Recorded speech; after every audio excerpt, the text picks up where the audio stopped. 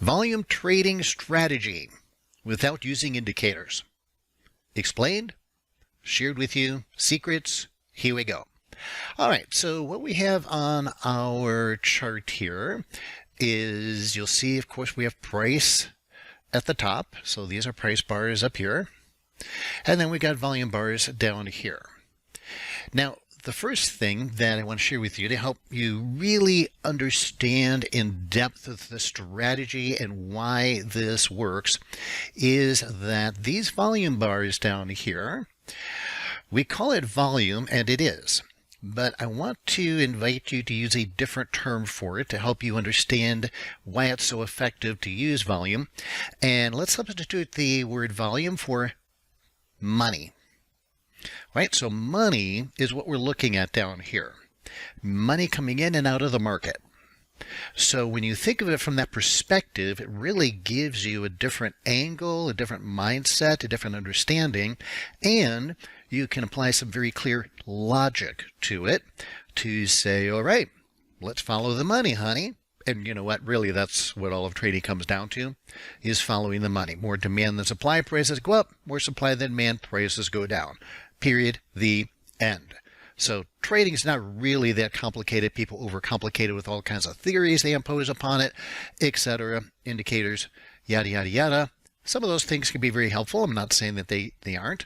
But volume is the thing, again, when we think of it as money coming in, and in the markets, money makes the world go round.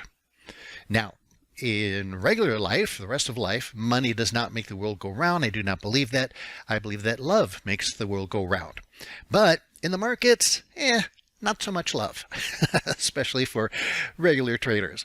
So we've got to look at the money. And what I have a little famous slogan I love to quote myself, who doesn't? And that is, we're going to hook our wagon to the whales. So I take my money and I put it in my little red wagon here. I tie one end of the rope to the handle of my wagon, put the other, or tie the other end of the rope to the whales, meaning the big money, and let them take my money with their trades. And that's really it. I mean, that's trading in a nutshell. Really? Is that complicated? So let's look at what we have here. And so again, when you think of it as money, then things become much easier. So let's see, we got price going up, up, up. Okay, so let's look at this move here from here to here. And so with price action, you would say, oh yeah, we've got a higher high. And we do. Definitely have higher high. So this is where pure price action trading has its faults. Pure price action trading, pure, I love how they use the word pure, like they're the Virgin Mary of trading or something, is no so bueno. It really isn't. Just what price is doing is not the most important thing. I would actually say that volume, or the money flow, is more important than the price action. So when we look at this, okay, price is going up, but what's going on with volume down here? Not a whole heck of a lot. In other words, it's not increasing. So again, using our terminology, is volume is money coming into the market during this time. And no, we're not getting a lot of money coming into the market, right? So we've got this high of volume over here. And by the way, you know, people use price action and they refer to higher highs as a way to measure price action, which, yes, it is. But we can apply that same principle to volume. So look at this. Do we have a higher high on volume from over here? No, we do not. We actually have a lower high. So higher high on price, but actually a little bit of a lower high on volume, meaning not as much money is coming in. So not as much demand. Remember, it all comes down to supply, demand, and balance. So, okay, we got price coming up, but there's not much strength or money flow or demand coming into it. So that means who is not trading this? The people with the big money. And who has bigger money? Retailers, amateurs, or institutions. Let's face it, institutions trade with billions of dollars. In your average, person trading from home, your mom and pa trading at their kitchen table or at their laptop or on their cell phone, they're not trading with billions of dollars, let alone millions or even hundreds of thousands. It's just not even close. right? It's a complete disparity. So, but it's the institutions that are the professional traders, and by definition, a professional trader is someone who makes money. So wouldn't you rather trade with the professional money? Again, hook your wagon to the whales. So I'm not going to hook my wagon to the amateurs. And when I see this coming up, I'm saying, oh, the market's moving up, but on weakness. So if we look at this, and that's what money is. Money shows strength or weakness coming into the market, and it's moving up on weakness. Now, therefore, what do? Well, we do nothing there.